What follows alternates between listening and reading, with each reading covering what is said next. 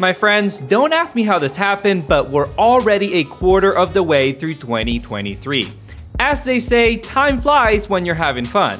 Or when you're stressed out over all the games there are to play. Yeah, that sounds more accurate. To think that we're gonna be playing Redfall in a mere couple days, and I kinda wanna try Minecraft Legends, but also wanna get back into War Tales, and the Outlast Trials is out in like 2 weeks. Yeah, there's a lot going on right now. So if you're trying to keep up with it all, you've come to the right place, where we talk about all the co-op games that came out last month, what co-op games are coming out in the next month, and any co-op news in between. That's right, it's the Co-op Monthly for April. Let's get started. April saw a ton of co-op games released, with a handful looking like they could be worth your time, so let's dive straight in. As I mentioned in the monthly last month, Meet Your Maker hit well enough with critics sitting at a 76, but what most interested me was how well it would hit with players, as its gameplay is largely dependent on user-generated content. Well, it seems we didn't really need to wait, with the user scores on Steam hitting a 79%, mostly positive, largely echoing critic sentiment. Remember, this was also your PS Plus Game of the Month, so maybe grab it while you can. I might be too late here, and join a friend in creating chaos or conquering chaos while you still can. No, Jack did not write that part of the script.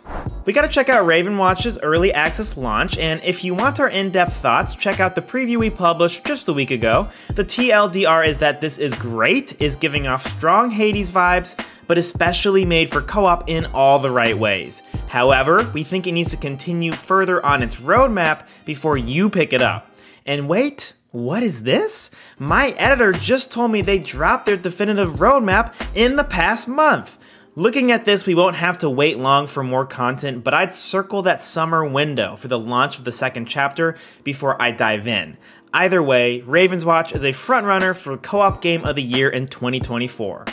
Since we were a little late on the monthly in March and reviews popped early for Curse of the Sea Rats, we already covered the fact that it didn't exactly go well with critics, sitting at a weak 64. And just to cement your decision on passing up on this title, it's got a 47% mixed user score on Steam. You know what they say? Can't spell Ratroidvania without the rat. One of the games that really piqued my interest last month was War Tales. It officially came out of early access into 1.0 on the 12th, already sporting amazing user reviews on Steam. Now, it didn't get a ton of critic reviews, so I've got no score from OpenCritic, just a few 8s echoing what users have said. But who needs critics when you got the bros? That's right, we sat down and played a little over 5 hours of War Tales, and let me tell you, this is a good game.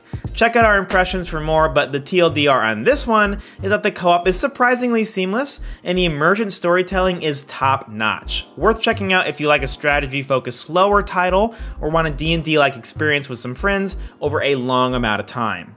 Minecraft Legends finally popped for the Xboners. Wait, let me try that again. Minecraft Legends finally released on Xbox, and I was pretty surprised to see it got a 72 on OpenCritic and a mixed 63% on Steam.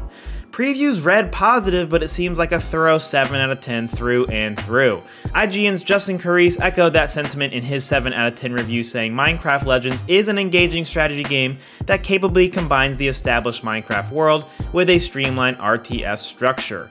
Pretty much no reviewer mentions the co-op, a real shocker. Maybe your boys can hop in and see if it's worth a download on Game Pass with a friend. Raise your hand if you've heard of Mr. Sun's Hatbox. Okay, cool, me neither. But it's got a handful of critic reviews, averaging out around a 80-ish and a mostly positive 84 on Steam after 100 reviews, so never close the door on the little guy. I don't totally get what's going on outside of the fact that this is a roguelite platformer you can play in local co-op, claims to have some base building mechanics, 50 different hats, and a ton of potential. Dive into the deep end with Mr. Sun's Hatbox now on PC and Switch. Gabe got to play some Irises, at least that's what we think it is pronounced as, earlier this month, so I'm gonna hand it off to him for this one. Hey, what's up? It's your spooky boy, always looking for spooky co-op games. Christian and I got to check out Irises or Irises for just a little bit. This is a 4-player online co-op game with some major Lovecraftian vibes. The gameplay mainly revolves around finding some key items while trying to stealth your way through this creepy forest. It's an early access, so it's a bit unpolished in some ways, but if you're looking for a Lovecraftian co-op game, yeah, this may be your best bet. It currently has a mixed user score on Steam, and I can see why, but hopefully they can continue to improve the game with some future updates. Thank you very much, Gabe. Now, if you want something decidedly less creepy, check out Havendock. It just came into early access on the 20th. It's obviously early on, but it's already received a healthy dose of user reviews, putting the game at a 90% very positive, not an easy feat. It's a cozy colony sim where you and a group of friends can turn your humble dockside community into a high-tech society. Now, I know I can be convincing with my words, but before you commit you and your friends' money, keep in mind the multiplayer co-op mode is a work in progress, so beware of a lot of early bugs if you decide to hop in right now. You know what game was decidedly free of bugs, way more polished than I expected, and actually pretty fun? Dead Island 2. Gabe and I hopped in and have played about a third of the game together, and you can check out Gabe's impressions right now, as I'm pretty sure they're live on our channel. But another TLDR for you, it's pretty simple. Dead Island 2 is an easy pick up and play online co-op experience that is seamless and fun. Does it push boundaries? No. Is it deservedly a 75 on OpenCritic? Yes. And there's nothing wrong with that if you find it for the right price. Alright, I'm gonna knock out some quick mentions here, starting with Roots of Pacha, a little indie I found last month, and it was basically Stardew Valley but caveman. It's out now and has a mostly 77%, but no critic scores to mention right now. Another little indie that I found that got a little more action from reviewers than I expected was Trinity Trigger, even if it is only at a 72 on OpenCritic. Stephen Adamus at Cognected had this to say: the local co-op option seems too good to be true in this day and age. If you're not into action JRPGs, Trinity Trigger isn't going to change your mind, but anyone with any love for the genre should definitely give it a playthrough. Love to see co-op being mentioned in a review.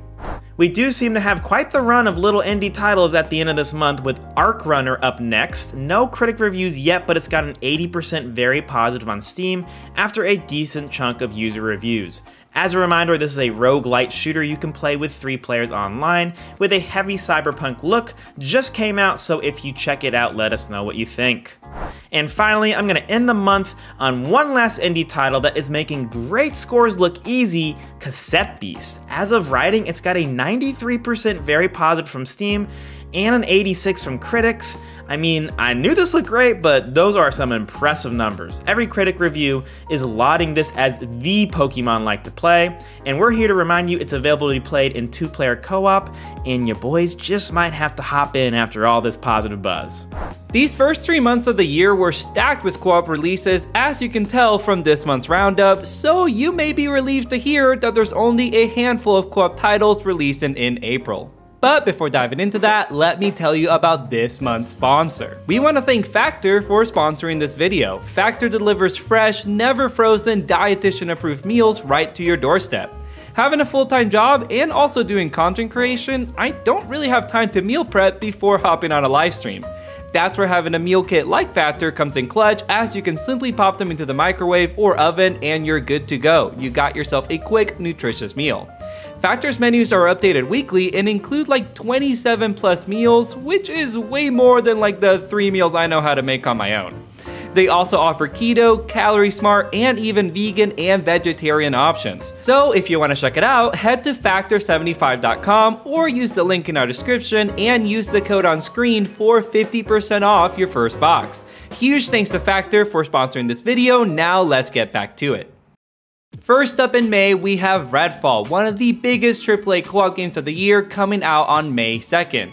It's unfortunate timing for this video because reviews are likely already out, but we'll follow up on them on our next month's roundup. If you're just now hearing about it, this is Arkane's take on a co-op Far Cry-like shooter. It'll feature 4-player online co-op, as every member in the party can choose between one of the 4 characters, each with their own special abilities. It's coming exclusively to Xbox and therefore Xbox Game Pass, and I should probably address the big 30 FPS elephant in the room now. Yeah, Redfall is capped at 30 FPS at launch, and some people are not very happy about it. For our take, look, as long as the game is good, I don't think we'll care that much about that, so if you want to see what we think of Redfall, make sure you're subscribed, as we'll be streaming it very soon. Bare Butt Boxing is not only a real video game title, but also a great use of alliteration. In this 4-player online title, you and your friends can duke it out as several wacky characters. It looks like there's some fun ragdoll physics in play, and overall just looks like a good choice for a weekend game night. It's releasing onto early access on May 4th exclusively on Steam. One of our most anticipated games of the year is finally around the corner as the Outlast Trials is launching onto early access on May 18th. We had an absolute blast playing the beta last Halloween, and I cannot wait to dive into this 4-player online horror game and see everything they've added since. I'm a little bummed out it's coming out on early access, but hopefully they have plenty of content planned for this year. You can check out the Outlast Trials on Steam when it launches in a couple weeks. Another indie title releasing onto early access is Inkbound. This is a 4-player online co-op roguelike with a dynamic turn-based combat system. There's diverse classes and several abilities you and your friends can use to strategize on the fly. Really digging the art style, and it looks like there's a good amount of roguelike systems in play, which is always music to our ears. You can check out Inkbound when it launches on May 22nd exclusively on Steam. And next up we have Glitchbuster Stuck on You. The Steam page describes this as a third-person co-op shooter, but as you can see from this footage, there's a lot more going on here. Characters have all sorts of crazy abilities like stacking or magnetizing to each other, hence the Stuck on You tagline. The overall art direction reminds me of that Gumball animated show, and we're both pretty stoked to try this out when it launches on May 23rd for Steam, Switch, and PlayStation consoles. Voodolls is that co-op tower defense game we talked about last month. It was supposed to launch earlier this month, but is now launching on May 11th. Like we said last month, in 4-player online co-op, you and your buds get to play as unique Voodolls, each with specific abilities and roles to play, which of course lends itself well to a tower defense co-op game. Look forward to playing it exclusively on Steam and the Epic Store. Last game to shout out here is LEGO 2K Drive. Honestly, kinda crazy to think this is coming out after just being announced last month. LEGO 2K Drive will feature open world exploration, endless ways to customize your cars, and even a story mode. Best part is you can do all of that with your friends, as it also features online and local co-op. It'll be releasing across every platform on May 19th. It's that time of the show I hit you with updates on all of your favorite existing co-op titles, starting with one of our favorites, Ship of Fools. We reviewed this last year and gave it all the flowers we could muster, a roguelike co-op must-play by our standards. But the fun isn't over yet, with the team over at FICA Productions putting out a 2023 roadmap of content that has us ready to brave the dark seas all over again. Some free content and DLC packs coming in May and September that include new quests, items, encounters, ships, fools, and so much more. Love to see it and love to have an excuse to play some more of Ship of Fools. Nintendo hit us with another Indie World showcase, with a huge highlight being none other than a donkey sighting. We're of course focused on the co-op showing, which amounted to a few ports, starting with My Time at Sandrock. It's one of those do-it-all life sims where you are a builder, gathering resources, constructing machines, marrying NPCs, and it's coming to Switch this summer. The title has been in early access on PC for almost a year, with multiplayer having some beta tests over that time from what I can tell. The Switch page reads that the multiplayer update will come for free later on, so check back here when we update you with more info. Our next port is for the excellent Plate Up, coming to Switch in October of this year. Gabe and I actually did get a few sessions with this and loved our time, although we would have liked a better explanation of the roguelike mechanics. Still, this is just roguelite overcooked with a little bit of long-term progression, and it's a ton of fun. We're not alone in thinking that, as it has a 95% overwhelmingly positive on Steam, so this is a great indie gem get for Nintendo. The last port is for Escape Academy, the complete edition coming this fall to Switch. Gabe and I also played this one all the way through, and while we're not huge fans of the co-op puzzler genre, Escape Academy had us second guess that notion. It's a great game to play solo or with a friend, and this package comes with all the DLC and a new competitive race mode. And for those wondering, it has both local and online co-op, so no excuses here. Division Day, yes, Ubisoft actually chose 4/20 as the Division Day, was this month, and it had a surprisingly robust little show to put on. We got updates on both existing and new games, but Gabe will mention those new ones later. For now, let's talk Division 2. Yes, Ubisoft is still making content for this game. In Year 5, we're getting 4 seasons with unique content in each, including a brand new roguelike mode, more campaign content, and some other things like incursions and manhunts that only real Division fans will recognize, but that's not the point. It's a lot. Good for Division 2 fans, but maybe not for those of us who are wanting a third installment. Except actually, IGN got to go hands-on with that new roguelike mode that I mentioned called Descent, and Mark Medina made a really good point. For those of you like me, someone who hopped in and loved The Division but lapsed, this mode is kind of great for us because it doesn't matter what your gear level is since it's a roguelike. You start at 0 no matter who you are, and it's a sneaky great move by Ubisoft to launch with this in year 5 to encourage players to get back in for all that new content. Who knows, maybe that will include us.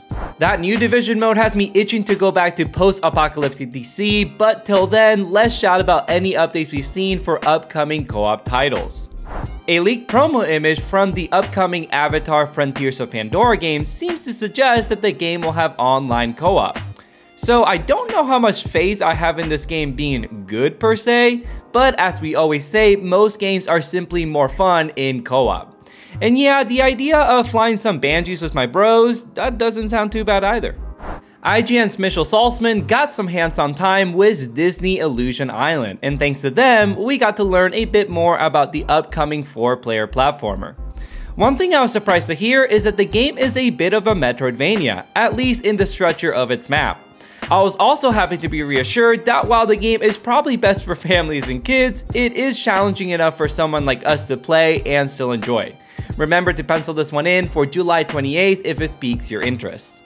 This one feels like a big deja vu moment as Suicide Squad is yet again delayed. This time though, it's a big delay as it's delayed to a new February 2nd, 2024 date. It's honestly crazy to think about how this time last year, Suicide Squad got a whole year delay, and yet here we are a whole year later and it's delayed again to the following year.